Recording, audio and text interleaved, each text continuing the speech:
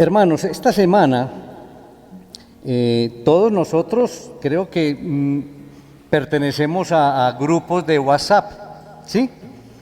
Y resulta que estoy en un grupo y me llega un mensaje de esos que llegan donde aparentemente son muy bonitos, pero que cuando uno revisa el contenido realmente no tienen nada, y uno se explica, pero ¿cómo mandan, digamos, un mensaje como este cuando la persona dice ser, digamos, lo que es? O por ejemplo, en este caso, esta persona dice ser creyente, que cree en Dios, pero manda un mensaje que está en contra de las enseñanzas.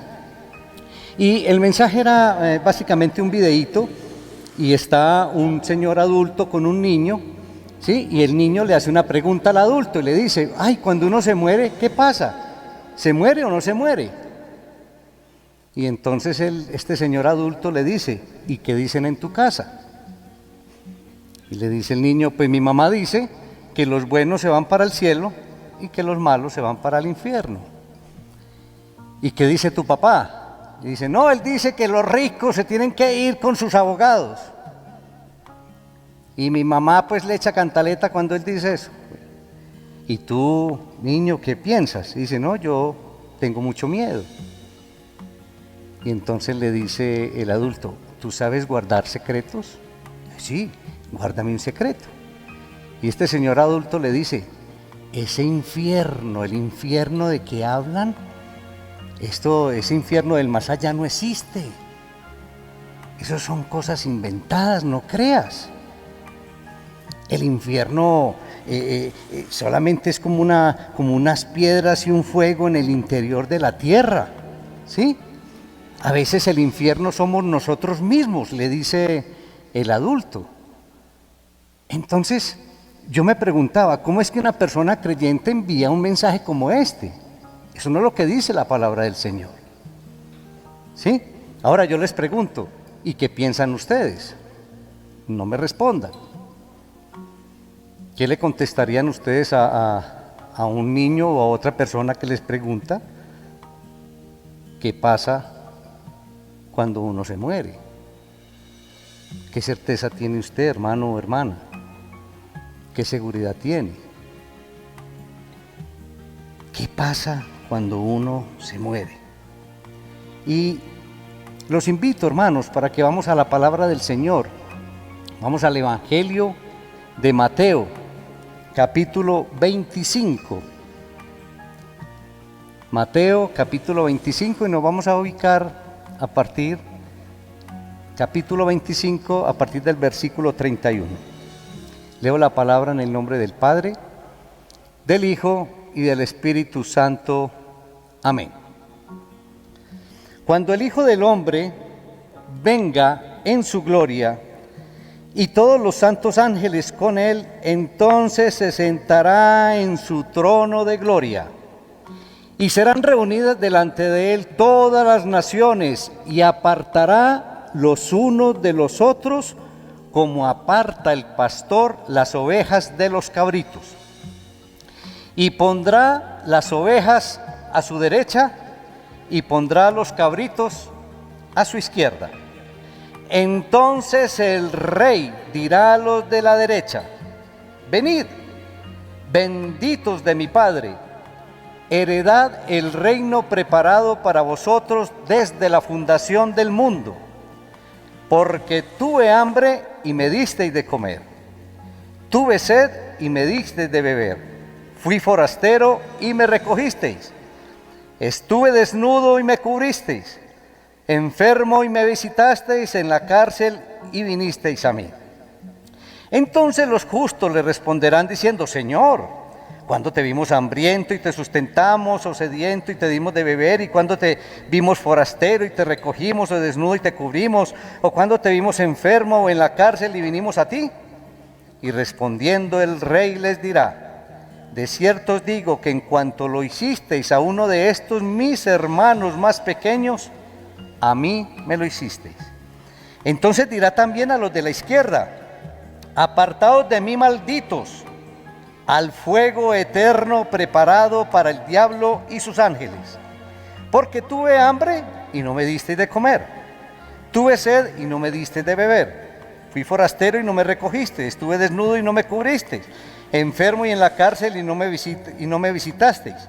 Entonces también ellos le responderán diciendo: Señor, ¿cuándo te vimos hambriento, sediento, forastero, desnudo, enfermo o en la cárcel y no te servimos? Entonces le responderá diciendo: de cierto os digo que en cuanto no lo hicisteis a uno de estos más pequeños, tampoco a mí me lo hicisteis. E irán estos al castigo eterno, y los justos a la vida eterna. Padre, te alabamos, Señor. Te damos honra, honor y gloria, Señor, en el poderoso nombre de Cristo Jesús. Padre, gracias por la bendición de hoy, Señor. Nos permites estar reunidos aquí en tu casa de oración, Señor. Nos das el privilegio de entonarte cánticos, de alabarte, Señor, de levantar nuestras voces y nuestros brazos. Pero nos das esta bendición maravillosa de escuchar tu bendita palabra. Permite, Señor, que tu Espíritu Santo esté ministrando en todos nosotros en esta ocasión, para que nuestras voluntades, mentes y corazón estén totalmente dispuestos a recibir tu palabra, tu enseñanza, y a llevarla, Señor, a nuestra vida diaria, a nuestra práctica. Te damos honra, honor y gloria, Señor, en el poderoso nombre de Cristo Jesús. Amén. ¿Cómo llamar una porción de la palabra como la de hoy? Yo creo que muchos de nosotros, yo diría que casi todos, hemos salido de pronto de vacaciones o hemos ido a un lugar o a una reunión y hemos hecho una reserva, ¿cierto?, para ir al lugar. Y creo que en esta ocasión la invitación a través de la porción de la palabra es hacer una reservación de ese lugar eterno, de ese lugar eterno que el Señor nos tiene preparado a todos nosotros desde la fundación del mundo. Pero la invitación es hacer la debida reservación, porque se hace aquí la reservación. Una reservación en el lugar eterno. En la porción de hoy, entonces, Jesús sigue tratando ese tema del juicio final que inició en el capítulo 24. Si ustedes se devuelven al capítulo 24 ahí de Mateo, Él continúa con ese tema del juicio final que se inició por una pregunta de los discípulos mismos. Y este pasaje tiene una relación estrecha con unas parábolas que encontramos ahí en el capítulo 24, la parábola de las 10 vírgenes y la parábola de los talentos. Entonces vemos que este pequeño grupo sigue escuchando atentamente a Jesús allá en el monte de los olivos. Entonces lo que encontramos aquí es un cuadro profético que describe el juicio final que le espera a todas las naciones del mundo. Y lo que uno encuentra aquí es que la base del juicio se presenta en términos de una relación personal con Cristo, que se manifiesta, relación que se manifiesta con el servicio que se le presta o se le da a todas las personas necesitadas. Ahora, es bien importante aclarar que en ningún momento podemos interpretar que las buenas obras reemplazan la fe salvadora. Eso nos tiene que quedar muy claro, ¿sí?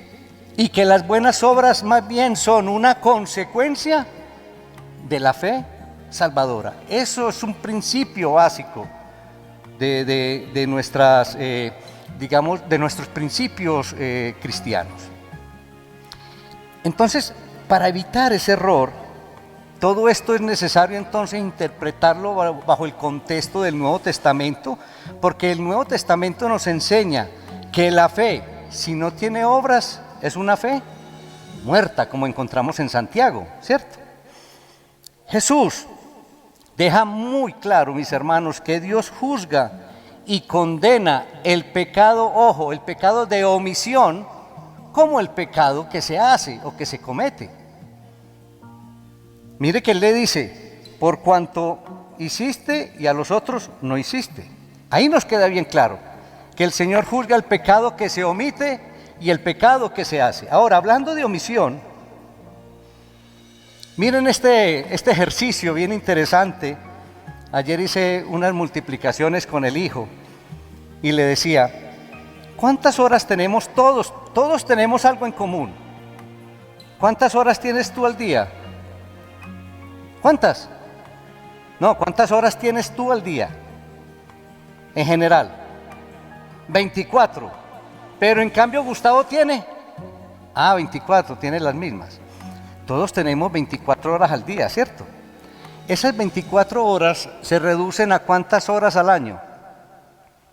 Multipliquemos 24 por 365 y mi calculadora es más rápida, Gustavo, y da 8.760 horas. ¿Correcto? Entonces todos tenemos 8.760 horas al año. Muy bien. Vamos a suponer que dormimos, claro que es que hay unos tan dormilones, que donde hagamos el ejemplo con lo que duerme Valentina, no nos quedan horas, no, mentiras. Supongamos que dormimos 8 horas diarias, ¿sí? 8 horas por 8 horas diarias por 365, ¿cuánto nos da? 2.920 horas, ¿cierto? Ok, supongamos que trabajamos también 8 horas y que trabajamos 48 horas a la semana más bien y que trabajamos 50 semanas porque restémosle las vacaciones. Entonces serían 48 por 50, da 2.400 horas. Entonces las 8.700 que teníamos 60 menos 2.920 menos 2.400 de la dormida y del trabajo nos quedan 3.440 horas. ¿Para qué? Para hacer, digamos, todo lo que necesitamos hacer. Compartir con la familia, hacer yo no sé qué el estilo de vida que tú tienes, pero te quedan 3.440 horas. Muy bien. Pero miren, ¿y cuántas horas le dedicamos al Señor? Entonces, digamos, en promedio diga, no, es que yo le dedico al Señor 4 horas a la semana, es que yo soy muy fiel con el Señor. Porque es que yo voy al culto cada 8 días, si es que va cada 8 días. Entonces multiplique 4 también por 50. ¿Cuánto le da? 200 horas. Eso le dedicamos uno en promedio al Señor, 200 horas. ¿Y cuántas eran que nos sobraba? 3.440 horas para hacer lo que quisiéramos, pues compartir todo eso, pero le dedicamos solamente 200 horas al Señor. Entonces, noten ustedes, y aquí el tema es que solo le damos al Señor 200 horas al año y nos guardamos para nosotros 3.240 horas. ¿Para qué? Pero decimos que el Señor es lo primordial en nuestras vidas. ¿Es contradictorio o es normal? No sé, lo dejo ahí porque estábamos viendo que el Señor juzga también el pecado de omisión, ¿sí? Y miren el tiempo que le estamos dedicando al Señor. Excelente ejercicio, allá en sus casas, para que reflexionen y lo continúen haciendo. Pero Jesús inicia aquí en la porción de hoy con una descripción de la segunda venida en gloria, de su segunda venida en gloria. Y estaba Jesús en esa ocasión, estaba a escasos 3 días de su muerte en la cruz. Y de pronto podríamos decir que la muerte de Cristo en la cruz es una aparente derrota. Antes, por el contrario, es un gran triunfo. Pero el Señor estaba levantando los ojos de sus discípulos a un cuadro de su regreso glorioso, hermanos. Eso era lo que estaba haciendo Jesús en ese momento, levantando los ojos de los discípulos a esa venida maravillosa de nuestro Señor Jesucristo, a su segunda venida. Otros sentados en su trono en la época de Jesús iban a juzgar a Jesús. Unos sentados en su trono iban a sentenciar a muerte a Jesús. Sin embargo, lo que está aquí diciendo Jesús es que vendrá el día en que Jesús, sentado en su trono, que ese sí es un trono de tronos, vendrá a juzgar a todas las naciones. Eso es lo que estamos recibiendo aquí en esta porción.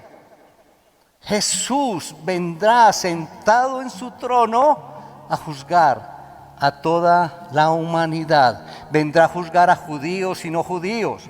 Vendrá a juzgar a cristianos y no cristianos, a toda la humanidad. Y nosotros lo veremos entonces frente a frente, estaremos frente a frente con el Rey de Reyes para ser juzgados.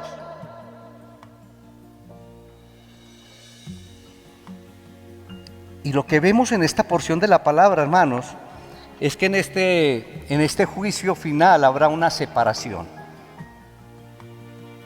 Y esta separación no va a ser ni por continentes, ni por países, ni por carácter de las personas. El rey colocará a su derecha a un grupo, ¿sí?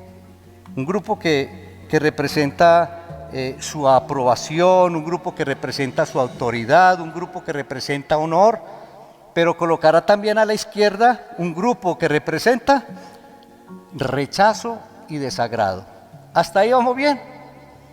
En el juicio final habrá una separación, un grupo a la derecha del rey y un grupo a la izquierda. Los de la derecha representan aceptación, los de la izquierda representan rechazo. Hasta ahí vamos bien.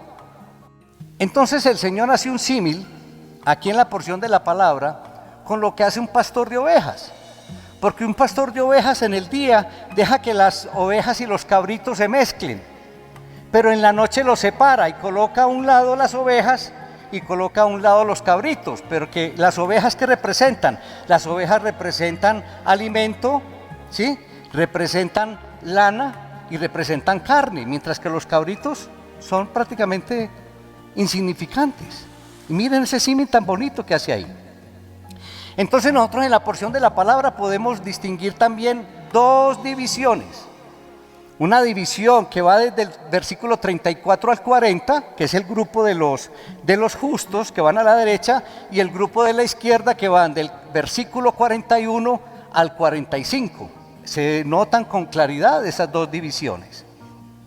Y finalmente en el versículo 44 recibimos un par de expresiones maravillosas que describen el final de los justos y el final de los injustos. Noten ustedes ahí ese versículo 46.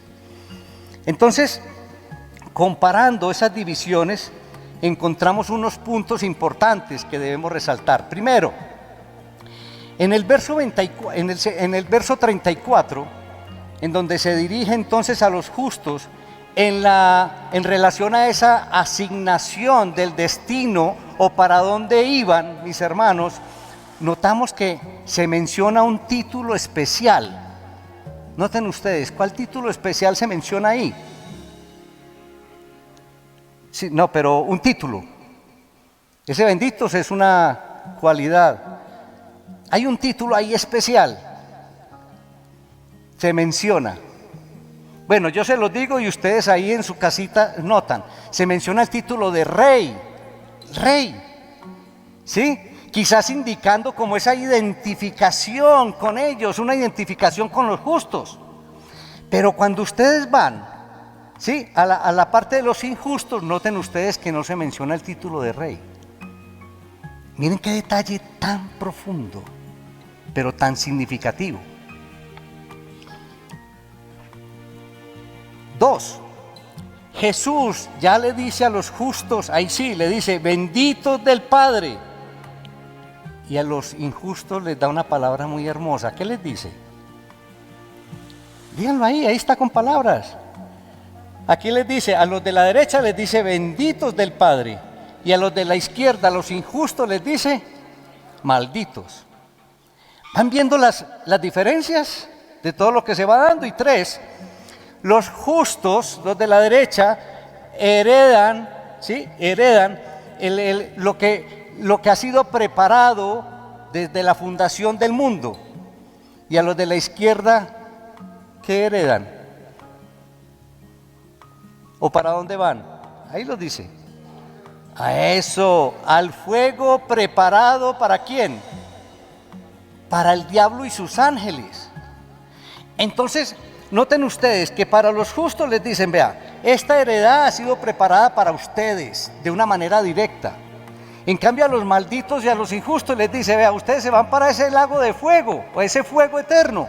Un fuego que fue preparado para el diablo y los ángeles, ni siquiera para ellos, o sea que van a ser hasta unos intrusos ahí, a no ser que se consideren hijos del diablo.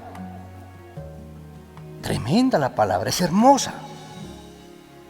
Entonces uno nota que estos injustos van a ser como unos mismos intrusos ahí, en cambio los otros, todo eso ha sido preparado desde la fundación del mundo. ¡Qué diferencias tan hermosas! Y Jesús menciona 6 esferas de necesidad que fueron atendidas por los justos y 6 esferas de necesidad que fueron desatendidas por los injustos.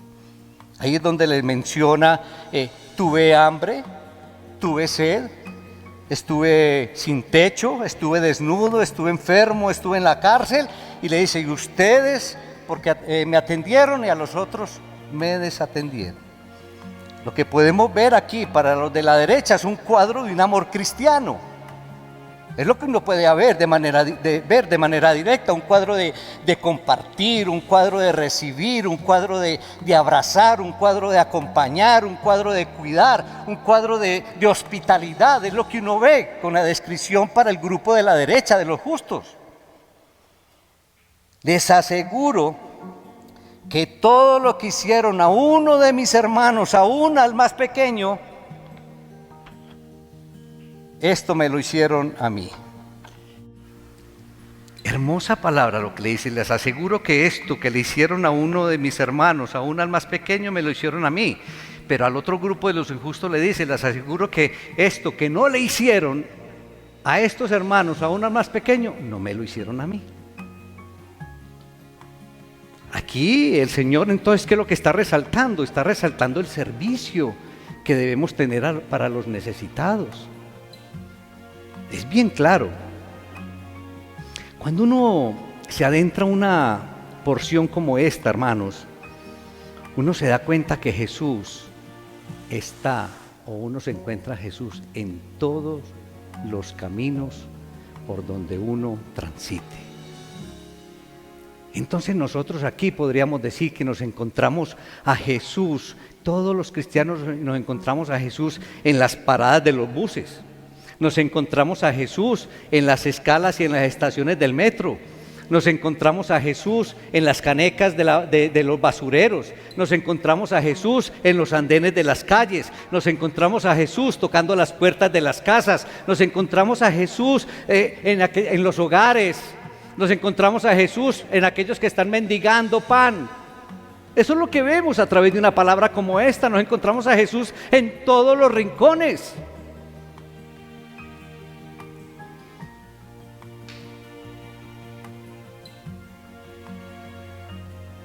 Entonces lo primero que debemos reconocer, hermanos, es que todas esas personas que nos encontramos son nuestro prójimo y que ahí está reflejado Cristo.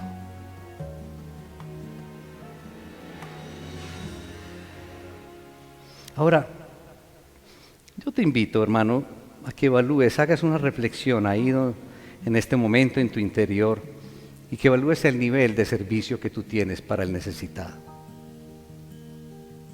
Porque nos encanta recibir.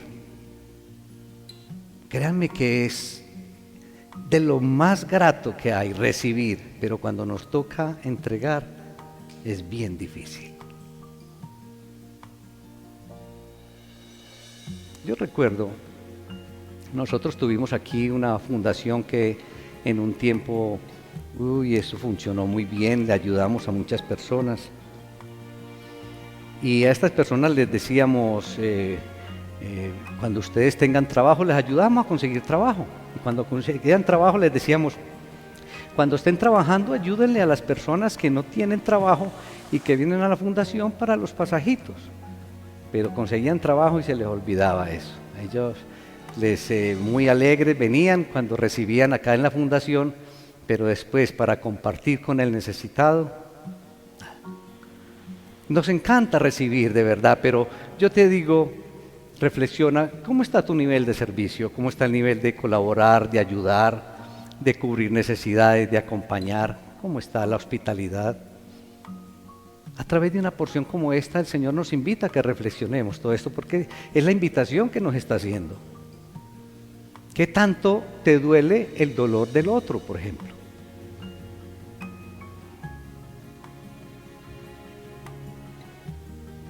Y como creyentes, hermanos, debemos salir al encuentro de todos los necesitados.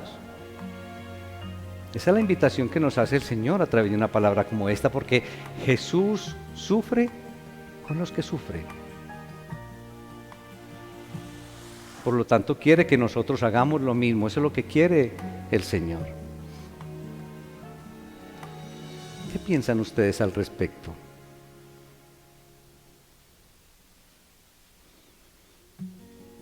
Y lo que nos debe quedar bien claro es que Jesús se identifica con sus santos. Jesús se identifica con todos aquellos que lo reciben como Señor y Salvador, especialmente con los que pasan necesidades. De tal manera que si nosotros ayudamos a uno de ellos, de aquellos que tienen necesidades, es como si se lo hiciéramos de manera directa a Jesús. Eso es lo que tenemos que llevarnos a nuestra mente.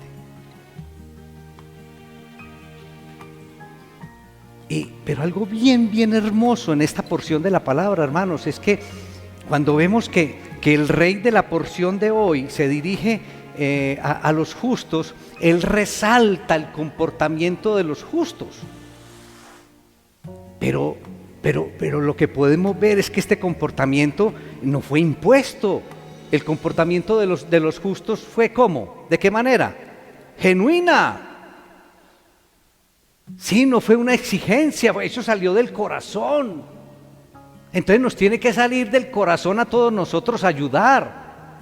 Nos tiene que salir del corazón a todos nosotros acompañar, abrigar la hospitalidad para todos los necesitados. Es hermoso esa parte. El servicio entonces en nosotros debe ser un servicio genuino, no impuesto y aparente, de ninguna manera. Entonces, nosotros tenemos dos destinos, mis hermanos. Finalmente hay dos destinos, y eso nos debe quedar bien claro. Hay un castigo eterno, hay un fuego eterno. Una figura de sufrimiento, pero muy intenso, que yo creo que no nos podemos imaginar la intensidad del sufrimiento en ese destino. Un castigo eterno, pero también hay una vida eterna, una vida maravillosa, hermanos.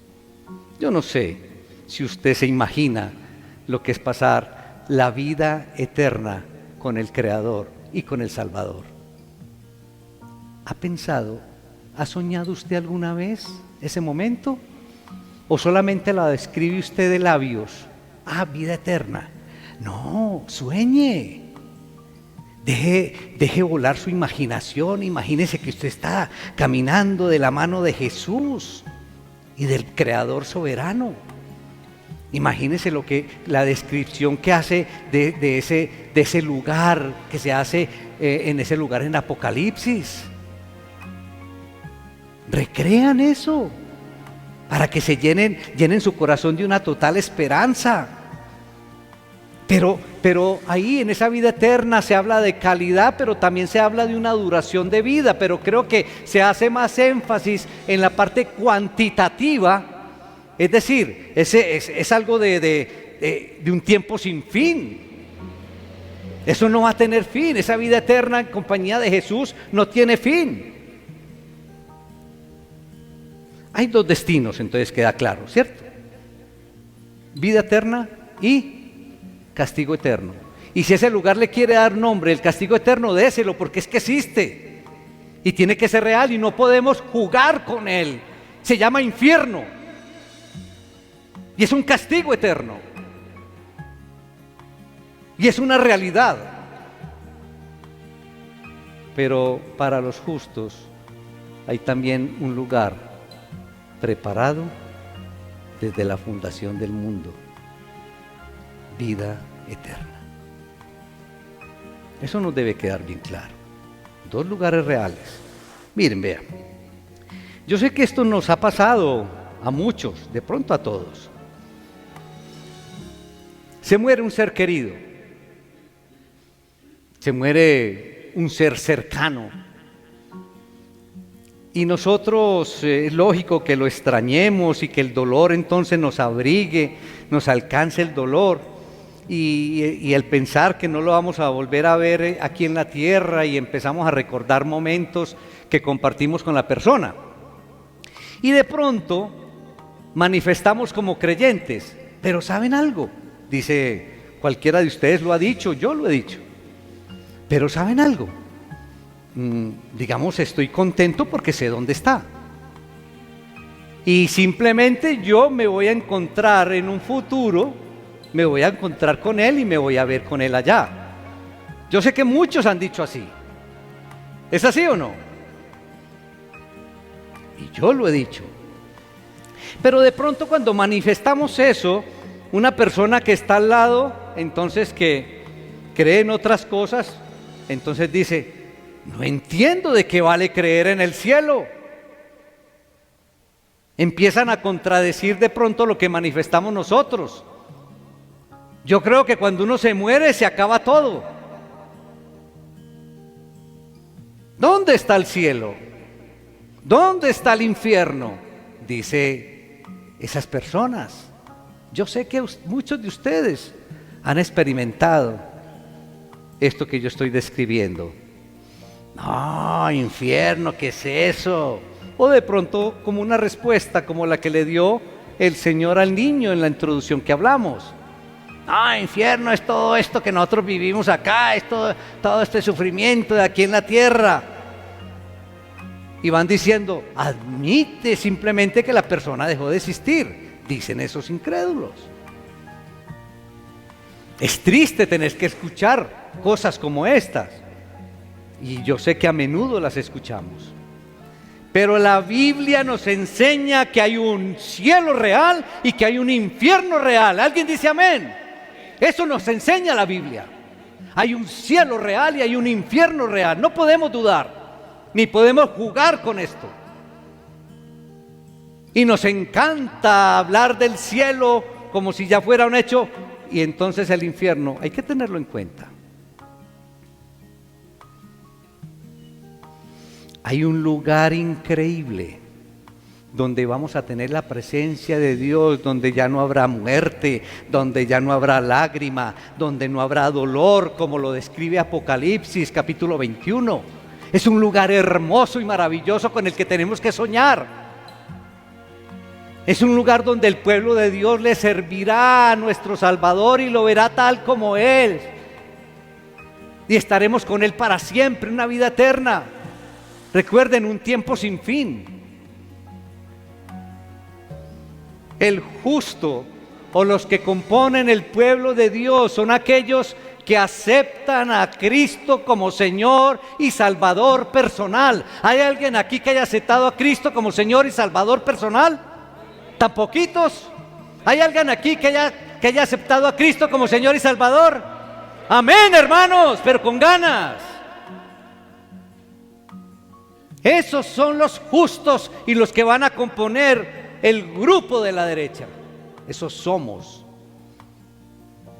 Si hay alguien aquí que no haya hecho la oración de fe, que no haya aceptado a Cristo como Señor y Salvador, me lo dice ahora, y de pronto al final lo podemos hacer, porque es la única manera de pertenecer al grupo de los justos. Si no aceptas a Cristo como Señor y Salvador personal, no entras a ese grupo. Es gratis. A veces me preguntan por el costo de algunas cosas. Nada vale, la salvación es gratuita. Es simplemente hacerle una oración de fe al Señor y de aceptación. Entonces somos los aceptados, los que aceptamos perdón a Cristo como Señor y Salvador, los que reconocemos que murió en la cruz por el perdón de mis pecados, los que reconocemos que está vivo, que resucitó y que la resurrección de Jesús, ella es la garantía de mi resurrección, es decir, de la vida eterna. Eso es hermoso. Esos son los que vamos a conformar el grupo de la derecha de los justos, los que vamos a heredar ese destino maravilloso creado desde la fundación del mundo.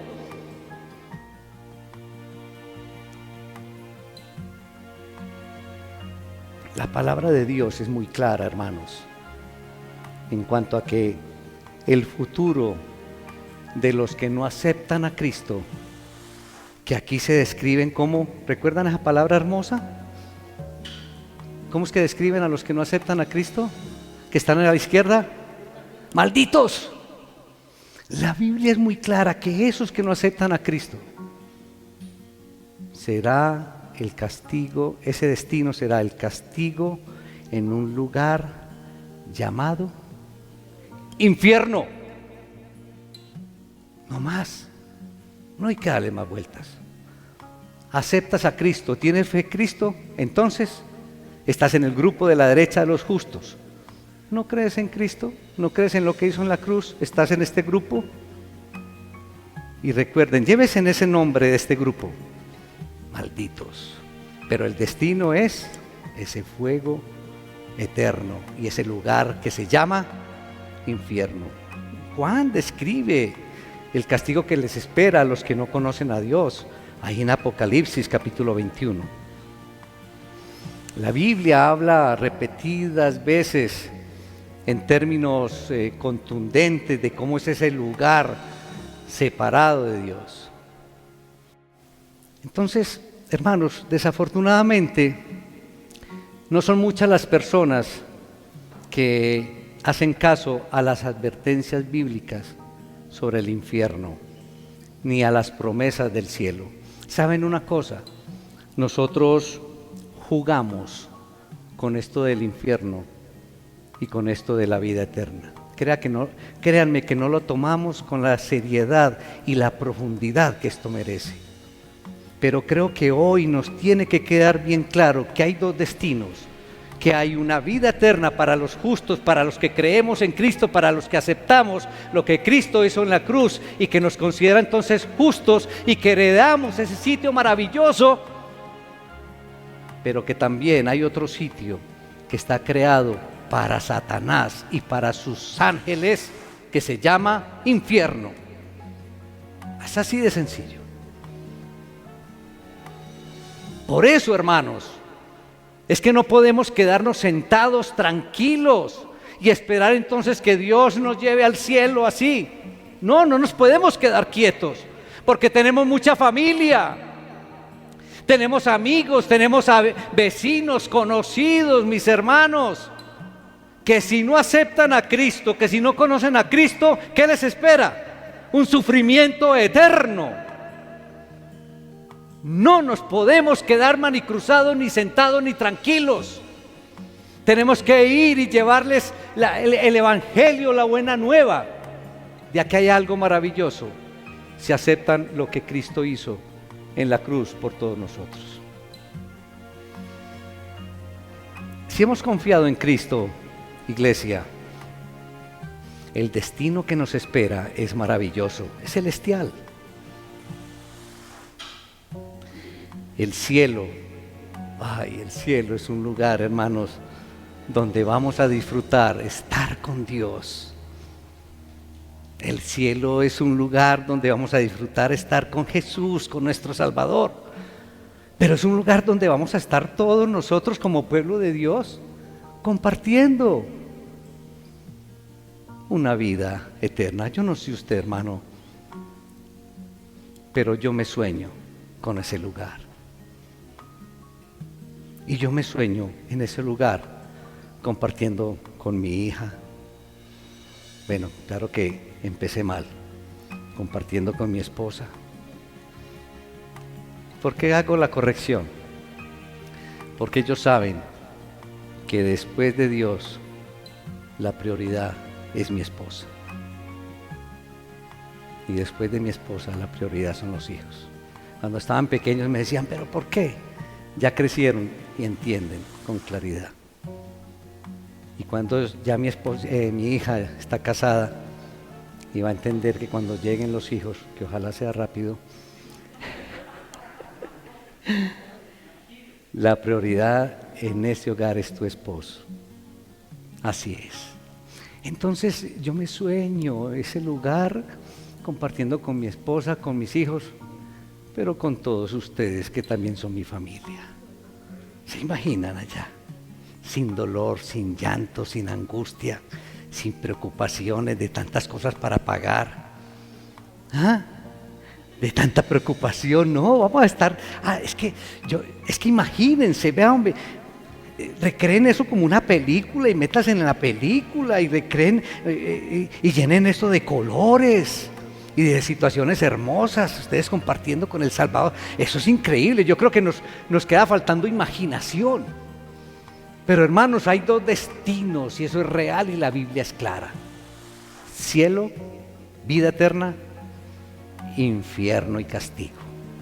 Eso es claro. ¿Es así o no? Padre, démosle gracias al Señor. Padre, te alabamos, Señor. Te damos honra, honor y gloria, Señor. Gracias por esta claridad del día de hoy, Señor, y te pedimos perdón en el nombre de Jesús, porque en muchas ocasiones, Señor, tomamos tan deportivamente estos dos destinos, Señor. Tu bendita palabra es clara, Señor, y en esta porción nos das una claridad sobre estos dos destinos, Señor.